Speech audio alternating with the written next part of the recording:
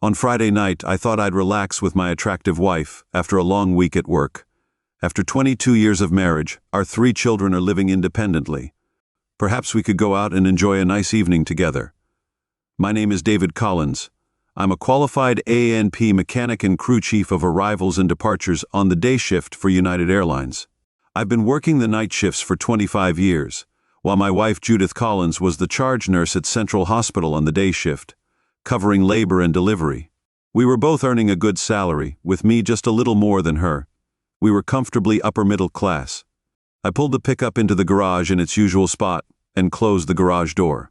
If we were going out, it would be in her Lincoln Navigator. If it was country western night, my F-250 was the vehicle of choice. The night was my wife's choice. Either way, I was happy. As long as Mama was happy, Daddy was happy.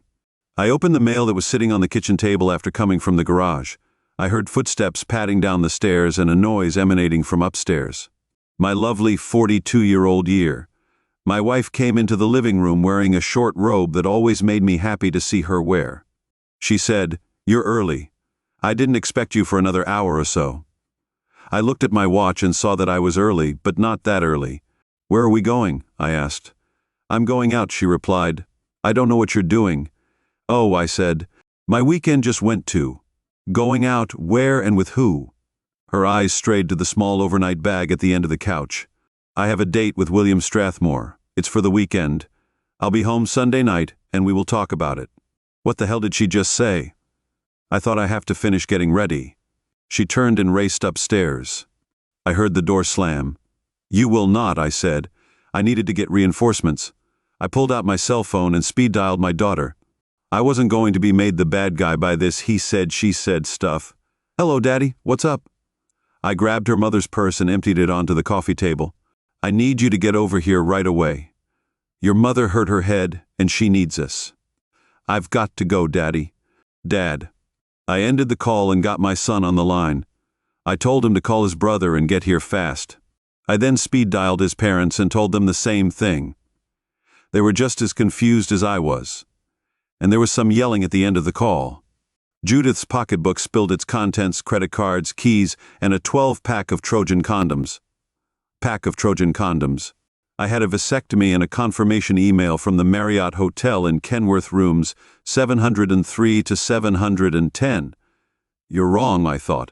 One of the pediatric surgeons was William Strathmore. I had met him multiple times at the hospital Christmas party. He was a bit of a character. The best thing I could say about him was that although his wife was incredibly beautiful, I had the feeling that she was infatuated with him.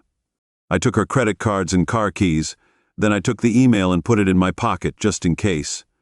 I picked up her cell phone and unlocked it. Her code was our anniversary date and the number 3 for our children's security. She was still busy upstairs, so I got a hold of the emergency call list from her job and looked up the good doctor. His cell phone wouldn't help, but his home phone might. I dialed it, and after 2 rings someone answered, "Oh honey, I was waiting." I don't recognize the number though.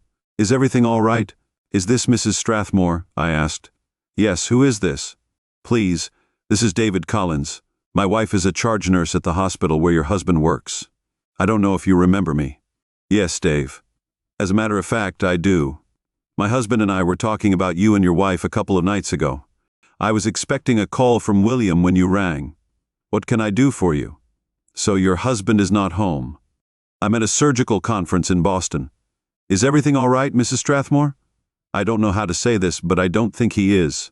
I just had a confrontation with my wife. She told me she was going out on a weekend at the Marriott in Kenworth, ending on Sunday night. What are you saying? I think we are both being lied to. I have an email confirmation for the rental of 7 adjoining rooms on the 7th floor from today through Monday. I saved your number, Mr. Collins. I'll get back to you. I couldn't take any more of this nonsense. When I looked at the emergency call list, I saw that Karen Adams was the hospital's head of HR. She was a good friend of my wife's, and I knew her. Her husband was someone I knew. He was a detective sergeant in the police. I called her mobile, and she answered almost right away. "Hello, who is this?" "Karen, this is David Collins, Judith's husband."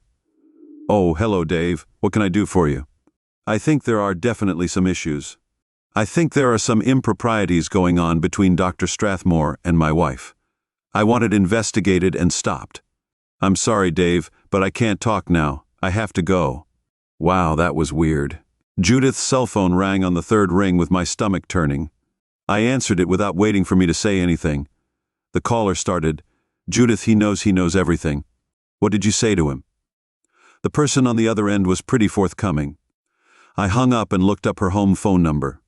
I called it 4 times before a man answered. "Look, I don't want to upgrade my cable service, Jerry. It sounds like you're having a bad day." "Who is this, Dave Collins? Judith's husband?" "Yeah, it's just sales calls and spam." "What's up, Dave? Is Karen at home?" "No, I'm babysitting this weekend. Karen's at a team-building weekend sponsored by the hospital down in Philly." "Why do you ask?" I took a deep breath and told him everything I had learned and suspected. "I think there are more than 3 of them involved." There was silence on the other end. "Are you thinking what I'm thinking?" "I don't know what I'm thinking, but I know one thing: she isn't leaving here tonight. Even if I wind up in jail, I'll get back to you if I find out anything. Don't do anything stupid." Jerry was a cop and I could hear the wheels turning. Then Judith came down the stairs looking like A. She was wearing a red sheath dress and a pricey call girl outfit. She saw her pocketbook dumped on the table. "What the hell? I have to leave here and you dumped all my stuff out."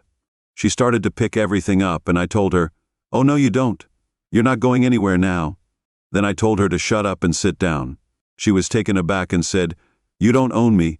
I can do anything I want to." "That's a fact." "Well then, so can I." "How's this?" she cried out. As I reached out, I tore off the low neckline of her dress. Suddenly she was nearly nude, wearing an open-cup bra and French lace, garter belt and a lace top over smoky gray seamed stockings. "It's not your dress. I bought it for our 25th wedding anniversary, along with most of the underwear you're almost wearing. If you're going anywhere tonight, it won't be in that dress." "Hello, Dave Collins. This is Mary Strathmore. I'm sorry to tell you you were right. I called the police and reported the car stolen. I had bought it for him, and it was registered in my name. They pulled him over about 5 minutes ago. He claimed that she told him that she was my wife, and that he had no right to drive the car." She sounded a little amused. "They called me from the scene of the traffic stop and told me what he said. He said he was my husband. I could hear him in the background when I told the police it was impossible. My husband was in Boston. He was shocked and said he wanted a lawyer. I have to go down and sort it out. He has been arrested and the car has been impounded. Tell your wife I'm coming for her next." We had been on speakerphone. As soon as I realized who was on the line, Judith gasped, and David let out a scream. "What did you do?" "I was just about to tell you. My kids showed up and came through the front door right then." "Pack of Trojan protection in your purse? Are you going to make water balloons or what?" "I don't know where they came from." "They aren't mine," Judith said in an almost inaudible voice. "And where were you going on a weekend of pleasure without your husband? Isn't that what you had in mind?" "I can do what I want to. It's my body." As soon as it came out, Judith realized. She said it more quietly in front of her kids.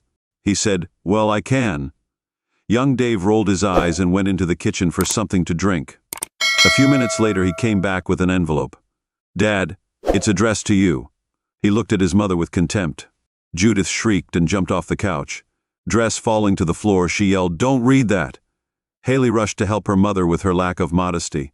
"Shut up, Judith, and sit back down," I said. When I opened the letter, I saw the word words. "My darling husband," it read. "My sister needs some help. She is taking care of her mother. I'll be spending this weekend with them and returning home on Monday night." Hugs and kisses. Judith gave the children kisses. They exchanged confused looks with one another. I suddenly realized that she had written the note before she approached me. Her delusions and fear would be her undoing. Then, as if the fates were eating popcorn and watching this show, the front doorbell rang. Before number 2's son Michael could open it, on rushed Judith's mother and father. "Judith, are you all right?" said her mother. Her father roared, "What's going on here?" Judith passed out. "Hi, Mom and Dad, welcome to Shitstorm Central. Your daughter just managed to destroy our marriage, and probably I was really annoyed at how they were ruining Judith's life and career. Judith's mom and my daughter were trying to help her, But Judith's dad was getting really angry. I told them what had happened, and the atmosphere got worse and worse. Judith came over and looked around, crying. She begged her mom to help her. I said, "You want help? How about we call your sister for help? You were going to help her with your mom. Maybe she can help you by returning the favor." I gave her dad the note and called her sister while he read it. The phone rang. "Hello, is this David? Mavis, how are you? How is your mother doing? Is she okay?" "Oh yes, she's fine. Judith is really helping out. I don't know what I would have done without her. Can I talk to her?" "Oh well, she's busy at the moment. How about if I have her call you back in a little bit?" The phone rang and she snarled at her other daughter, "That won't be necessary." Her hysterical sister Judith broke down again and tumbled to the floor. She was now almost totally naked in front of her children and her parents. "Don't bother checking on my health again," she said. "Mavis." She ended the call amidst some pretty intense screaming from daughter number 2. Around that time, my phone rang again. "Hello?" I answered. "This is Jerry. I had a feeling you'd be calling. I got a search warrant for the 7 rooms at the Marriott. We raided them based on the missing person. I had sworn out a person warrant and found 12 other individuals, including my wife, 3 male doctors, 4 female doctors, 4 female nurses, and 1 other female HR team member. My wife was with them. I'm sorry, Dave. I'm sorry, Jerry. It's what it is. Thank you." I turned to my soon-to-be ex-wife, "Get upstairs and put some decent clothes on, then get out of my house." She slowly got to her feet and turned to go upstairs. She stopped and said, "Please don't throw me away like this." "Oh, you mean like you threw our marriage away with your 'it's my body' aisle? I have to say, I've been tempted in ways you wouldn't believe. I could have slept with the little waitress at the diner where we used to have coffee after the night shift. I could have had the woman at the Lincoln dealership where we bought the car. In fact, your own sister even came." She turned on me. "I was in love with you, witch, and this is the thanks I get. Get out of my life." She totally lost it and turned and fled upstairs, losing 1 high-heeled shoe in the process. Silence fell in the living room. Then my daughter said, "I'll go make sure she doesn't do anything. I'm not going to be able to be disappointed with her for the rest of my life." She came downstairs about 30 minutes later with a suitcase, dressed in jeans and a sweatshirt. Her makeup and hair were a disaster. My eldest son stopped her on her way out. "Mom, don't worry. I'll work with Adrian to arrange the wedding around one of your men. I doubt you'll get an invitation, Dad. Maybe your brother will bring a new girlfriend." We didn't know how serious Adrian was with Dave. Judith stopped at the front door and lost it. Her mother ushered her out anyway. "She needs help, but it doesn't seem like anything happened. She can talk to my lawyer about it. Remember, son, she loves you." I looked him square in the eye and said, "Funny way of showing it." The funny thing was that they all threw the same goes for consenting adults who aren't doing anything wrong until they get caught. It came to light that the good doctor had used a company hospital credit card to rent the rooms and pay for the booze and food for the weekend party. The hospital tried to dodge the publicity, but 8 of the participants were listed as being on the clock or at some bogus official seminar or hospital function when this came to light. Several marriages exploded. This wasn't the first party, but it was going to be the last. I filed for divorce, but I'm basically I was a very mannered aircraft mechanic and I loved my wife more than my luggage. As the movie line goes, so I let the situation drag on while she went to counseling. The kids were there for me and thought that at least I was making an effort, but it hurt so much. It just came out of the blue. How could I have been so blind? United Airlines was very sympathetic and I got extended medical leave. She lost her job along with everyone else involved. The good doctor was let go and then sued. Karen was prosecuted and lost her job, as did her number 2. There was a severe nursing shortage, and several doctor positions opened up. My wife was the last recruited member of the adult club, as they were looking for some fresh meat. She had been noticed for quite a while, and my wife worked on her, saying she owed it to herself and that it was a lot of fun. I would never know, and besides, lots of husbands got off on their wives screwing other men. It took 6 months, but they finally convinced her. Epilogue, it took more than a year, but I loved her and couldn't live without her. I kept asking myself, would you be better with her in your life or out of it? I still watched her like a hawk, though. I bombarded her with questions as to whether we were all right or not. When she spoke, I listened to her, to everything she said. I did it so that she knew I was making a supreme effort. She loved me, God, but I believed her. I sued the hospital and Dr. Strathmore. I had to get in line behind his wife's divorce suit, but I was ahead of the other aggrieved parties between the two of us. We cleaned him out. I took my settlement and divided it equally amongst the remaining husbands and wives. The hospital was not so lucky. My kids and I settled out of court for 6 figures in a sealed settlement. The rest of the plaintiffs got a total of 7 figures in sealed reparations. My sister, I'm not sure if I should go in. I don't think the law was welcome anywhere. I don't know if her parents talked to her yet. I was lucky with the outcome.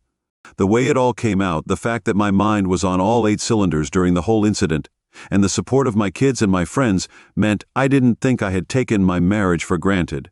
Maybe I didn't, though. It has taken more than a year, but we're back, and the intimacy is fantastic. Occasionally she sobs in postcoital bliss and apologizes for all the trauma she caused, but it's getting better. I told her I loved her, but I don't think I'm a wuss. 8 months into the storm, I met the doctor who came out of the gym he attends. I beat the living daylights out of him, breaking 3 fingers and crushing one of his testicles. He was still good looking, but that was it. I was lucky I was with a police officer at the time, so I got away with it. I told him he should have worked for a living. Maybe he could have put up a better fight. Yeah, I know, it was pretty tacky. I don't mess with my wife. I'll remain mild-mannered.